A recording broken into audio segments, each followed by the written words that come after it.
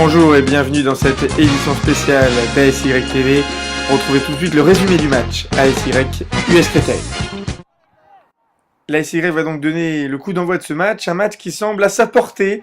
L'US Créteil reste sur 2 défaites. Mais au bout de 10 minutes, un coup franc qui semble anodin va renverser totalement la logique du match. Le coup franc, le rebond et Boris trompé, la défense aux abois. Personne n'a réagi sur ce coup franc, une défense totalement attentiste. Regardez, le coup franc, la balle fuse. Tout le monde se regarde et la balle vient bien sûr se loger en pleine lucarne. 1-0 pour l'US Créteil. C'est la stupeur au stade du Tremblay qui va encore avoir une très grosse frayeur avec encore un coup franc et la barre transversale qui cette fois-ci sauve les rangs. Et l'ASY va tenter de réagir par l'intermédiaire de ses attaquants. On voit à l'image Ronald qui élimine 3-4 joueurs encore une fois dans ses slaloms dont il lui seul a le secret. Bengo lui se retourne, va armer du gauche, frappe, mais la balle n'inquiète pas le gardien. C'est la première occasion de ce match pour l'ASY qui va récidiver quelques minutes plus tard avec un superbe centre venu de la gauche. L'amorti poitrine de Bengo, la frappe, mais pas cadré, toujours pas de danger pour le gardien cristolien.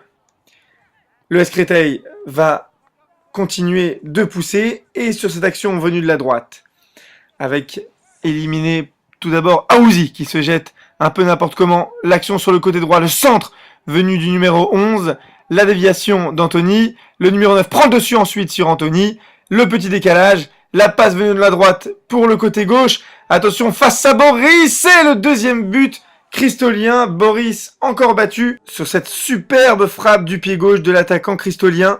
Boris touche le ballon mais pas assez, ça fait 2-0 et énorme surprise au parc du Tremblay. Et c'est un corner d'Awat qui va sonner la révolte de Yavne. En effet, Bouskila récupère cette mauvaise relance de la défense cristolienne, le centre pour Bengo qui d'une superbe tête plongeante va tromper le gardien cristolien.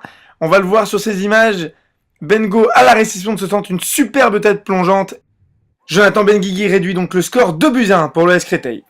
L'action qui va suivre est assez anodine, vous allez le voir, mais elle montre les failles du système yavnéen pendant ce match. Une superbe récupération tout d'abord d'Awat, la passe intelligente d'Awat pour Bouskila qui va d'un superbe crochet, un double crochet éliminé, mais ensuite va perdre le ballon.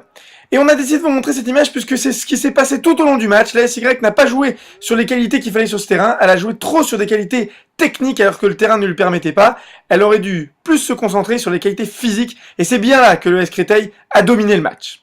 Et on le voit bien sur cette action, la ASY a manqué d'impact physique, d'envie sur les duels.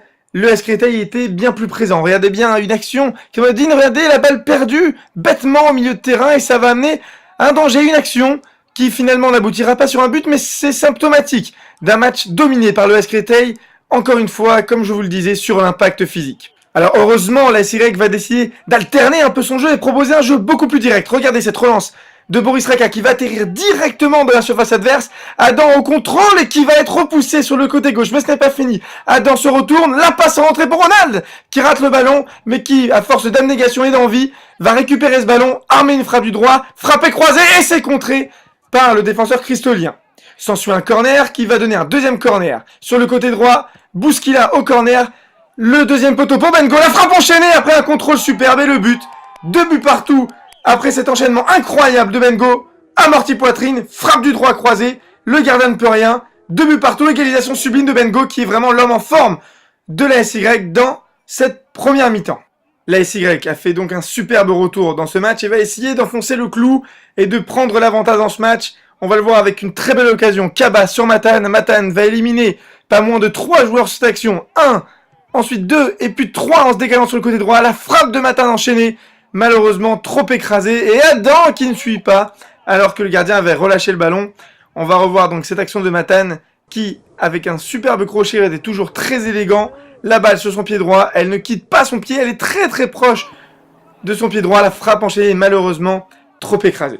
Cette occasion sera la dernière de la première mi-temps qui va être sifflée, mais juste avant, une altercation va survenir entre le défenseur cristolien et John Awat. Le défenseur yavnéen va frapper au visage John Awat et ensuite va frapper Laniado au visage.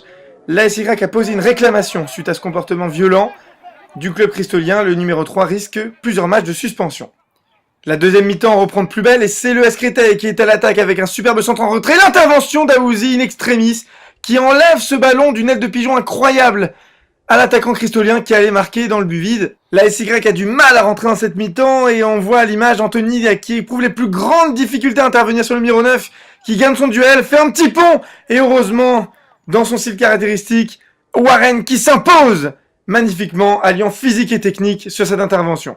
Grosse alerte donc pour la SY. À la suite de cette occasion, le match va s'équilibrer, on voit la bataille du milieu, le ballon qui a du mal à être posé, et finalement, la superbe tête de Laniado, le travail monstrueux de Ronald qui va se retrouver en face à face, la frappe, non! L'intervention très rigoureuse du défenseur qui ne fait pas faute. Le S Créteil a une défense très robuste et on le voit encore sur cette occasion, malgré ce superbe travail de Ronald, il va se planter seul face au gardien, va ouvrir son pied, mais le défenseur va faire une intervention exceptionnelle. On approche du dernier quart d'heure et le rythme du match va alors devenir de plus en plus intense. Le côté droit avec le numéro 11 face à Warren qui le déborde, qui centre et l'intervention des 2 points de Boris Raka. On le revoit donc sur ces images, le centre du numéro 11 et l'intervention spectaculaire de Boris Raka. Je vous l'ai dit, le rythme est de plus en plus intense. Matane devant la surface, le lob et la transversale. Incroyable geste tenté par Matane Citrux, sûrement inspiré par Adam lors des 2 derniers matchs. Le petit ballon piqué qui vient lober le gardien mais s'écraser sur la transversale. Toujours 2 buts partout, on va le voir, la SY va regretter cette occasion. Puisque quelques minutes plus tard, on va assister à une avalanche d'erreurs individuelles de la SY. Avec tout d'abord Matane qui perd le ballon dans une zone très dangereuse. La SY court à récupérer le ballon et non, Laniado repère le ballon une première fois. Warren se trouve après l'intervention. L'attaquant se présente seul. Un superbe tir du pied droit qui va se loger en pleine lucarne. Boris Raka est impuissant. Le S Créteil vient de passer devant 3-2. On revoit l'intervention de Warren ratée sur ce ralenti qui arrive. Voilà, le pied droit de Warren qui flanche. L'attaquant va ensuite frapper du droit un tir monumental. Pleine lucarne. La SY est donc menée sur son terrain 3-2 à quelques minutes de la fin du match. La SY va tenter d'égaliser après une dernière occasion d'Adam. La frappe écrasée qui n'inquiète pas le gardien. La SY s'incline donc à domicile 3-2 face à l'ES Créteil. Une défaite méritée que la SY va devoir analyser afin de rebondir pour le prochain match.